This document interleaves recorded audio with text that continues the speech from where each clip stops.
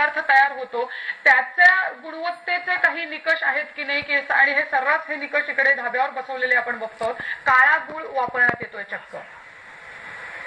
बस नको नको जास्त निकष असतातच. प्रत्येक गोष्ट जेव्हा टेंडर दिलं जातं किंवा काय हे केलं जातं त्यावेळेस प्रत्येक गोष्ट हे निकष बघूनच दिली जाते. जेव्हा एखाद्या कंपनीला जे कंत्राट दिलं जाईल तर त्यावेळेस ती गुणवत्ता ती योग्य आहे की नाही हे पाहण्याचं काम तिथल्या संबंधित अधिकाऱ्यांचं आहे.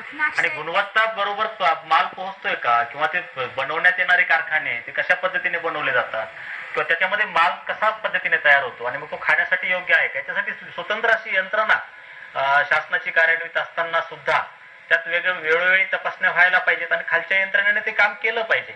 जर तसं झालं तर चांगल्या पद्धतीने निश्चितच कंत्राटदार हे चांगल्या पद्धतीने वागतील आणि कंत्राटदारानं जर चांगल्या पद्धतीने असा पोषण आहार जाणारच नाही. तर याच्या संबंधित मला वाटतं ही सगळ्यात मोठी चूक ही कंत्राटदारांची आणि याच्यामध्ये कंत्राटदारच याला जबाबदार आहेत.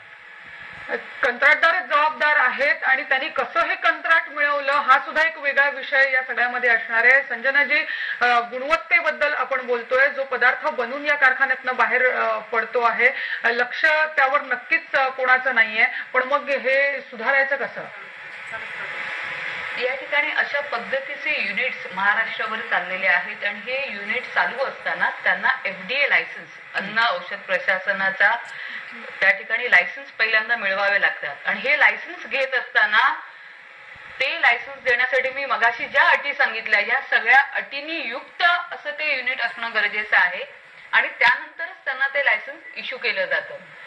त्यामुळे जर अशा पद्धतीचे हे मी बोलते हे आता अधिकृत युनिट बद्दल बोलते.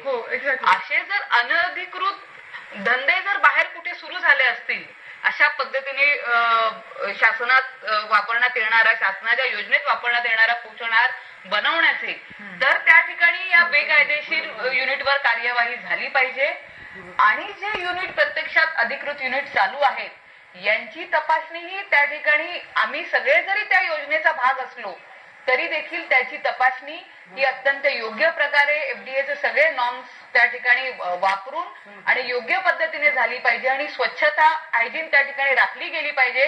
कारण खरोखर हा प्रश्न हा त्या लहान मुलांचा आहे म्हणजे येणारा आपल्या भविष्याचा हा प्रश्न आहे. त्याचप्रमाणे गरोदर मातांचा तो प्रश्न आहे आणि याकरता हे काम अत्यंत स्वच्छतेने झालं पाहिजे यात आमचं कुठेही दुमत नाही. नक्कीच एक महत्वाचा मुद्दा जो संजनाजींनी इथे उचललेला आहे हा मुलांच्या भवितव्याचा प्रश्न आहे.